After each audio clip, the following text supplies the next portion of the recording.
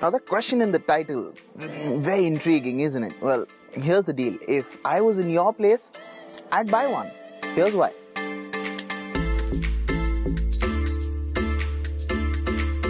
It can drive itself. You hit this button when it says pilot assist on the instrument cluster. Use these two switches to set speed. Use these two switches to tell the car what distance you want it to maintain from the car in front. Now, if that car brakes, you slow down. If that car picks up pace, you pick up pace as well. And when the steering on the instrument cluster glows green, that means it's ready to take over steering duties as well. But hey, it's not India proof. It's not idiot proof for that matter. So always hands firmly on the steering wheel.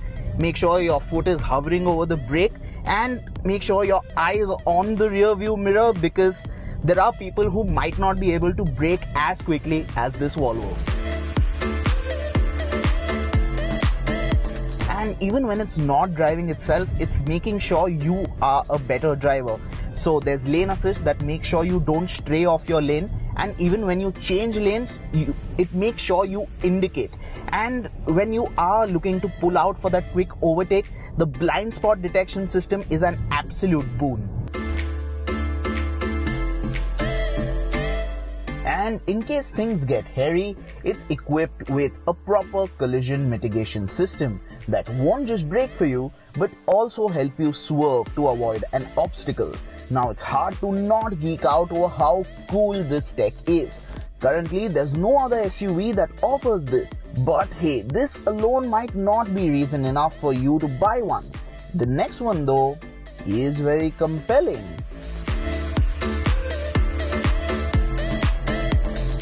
It's luxurious inside out. The XC60 makes you want to take a second look. The design is clean and minimal and typically Volvo. The big grille, the all-LED headlamps, that crisp pleat on the side, and that waterfall effect to the tail lamps add some drama to an otherwise sedate design. Personally, I'd say it's the best looking one in its class. Which one's your favorite? Let us know in the comment section below. Let's move inside. Step inside the cabin of the XC60 and the first thing you notice is the sheer simplicity of the design. The choice of materials are very interesting as well, such as the knurled finish on the knobs, the driftwood insert, the nappa leather upholstery, piano black accents, and those little brushed aluminium highlights. They just look and feel special. And when you take a moment to absorb what's around you, you'll realize that the Swedes take feedback a bit too seriously.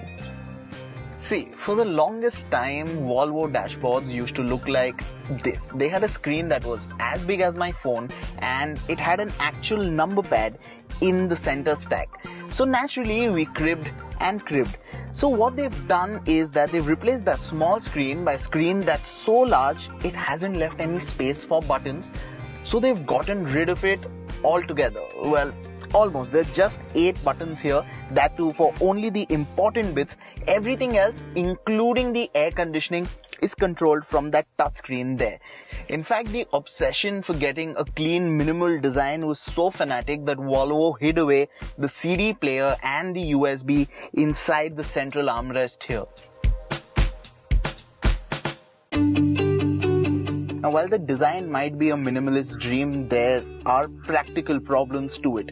Now, considering every single function is controlled from that touchscreen there, it is a major distraction on the move. Not to mention, it takes you a lot of time to memorize which function is where. And because it's such a big distraction, it makes you feel that those safety features are a necessity more than something that's nice to have. Second, the screen is an absolute fingerprint magnet. In fact, Volvo knows about this, so they give you a cloth to clean it.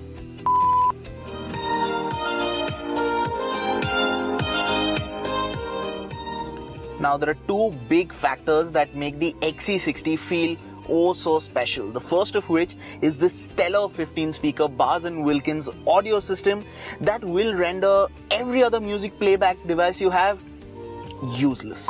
Then there are these, the beautiful massage seats. If I had these in my car, I'd actually look forward to getting stuck in traffic every day. And if you're feeling extra special, you want to pamper yourself a bit more, you can go on and turn on ventilation.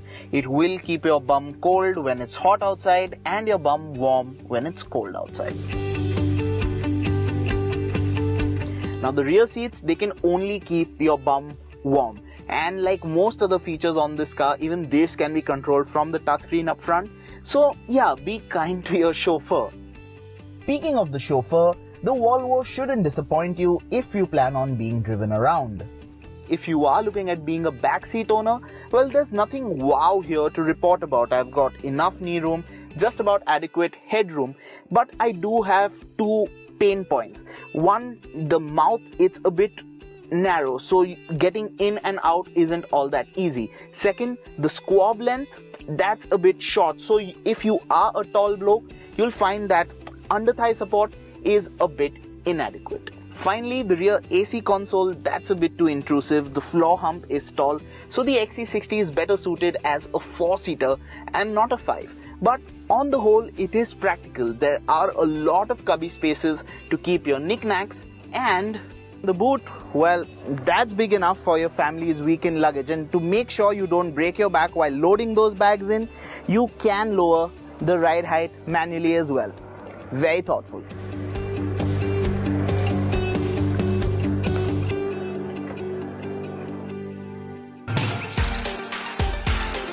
So, we've established it's safe, posh and practical. But there's more to the XC60 that makes it such a well-rounded package. And that's the way it drives. It is easy to live with. Spec sheet junkies, listen up.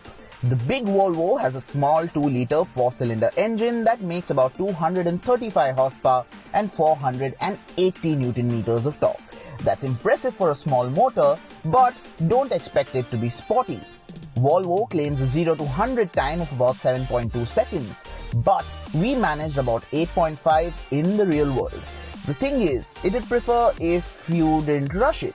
There's ample power for you to play around with, just that it is never delivered in an urgent manner. Now, it drives aram-se in comfort mode, which is the mode which you will be in most of the time. It's relaxing and calming to drive. The shifts from the 8-speed automatic, as long as you're driving sedately, they are imperceptible. In fact, it'll upshift in and around 2000 RPM without you noticing, and it is more than happy to stay in that rev range all day long. Now, it's got air suspension on all 4 corners that'll happily flatten out all the bumps and potholes and whatnot for you. The steering, it's a bit light to be honest, but there's no doubting that it's precise. Of course, you can switch it to dynamic mode where it becomes a bit more obedient. The suspension lowers, it becomes a bit firmer, but even then, even in dynamic, it doesn't stray over to becoming uncomfortable, and that is what's appreciable.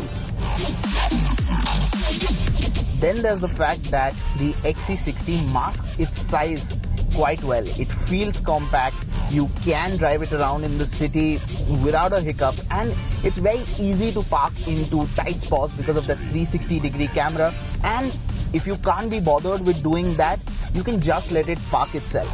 It also has an off-road mode that jacks the ride height up quite a bit. So in case you've got a farmhouse that you visit over the weekend, you can go there without worrying about scraping anything. And at the end of the day, what's really appealing is the fact that the XC60, under that swanky looking exterior, that posh interior, the plethora of technology, it's still a humble workhorse at heart that doesn't really mind chugging miles after miles after miles. The recipe then seems perfect, doesn't it? Well, almost. Well, you could argue that the rear seats should have had recline. This portion here could have been damped, and Volvo should have considered giving it rear window blinds. And even up front, that LCD instrument cluster, it is good to look at, but crucial information such as the trip distance, all of that is displayed in the bottom right corner. That could have been displayed a bit more prominently, and the gear shift action in general could have been a lot smoother. Now I know, yes, we are nitpicking, but if these issues were addressed, the XC60 would have been an even better package. Alright, we know it doesn't have 4 rings, a 3-pointed star or a propeller on the nose, but ask yourself, do you really want that badge, or do you really need that badge? Because what you've got here is a pakka posh mid-size SUV that does almost everything right. Bits like the air suspension, the stellar audio system, the massaging seats do what they have to give the XC60 that distinction it needs among its peers. Yes, there are minor misses that we discussed about, and it's not the most engaging to drive, but in our books, they aren't deal breakers. They are trade-offs you can live with. So in case you're on the fence about buying this, here's the simple answer. Go for it.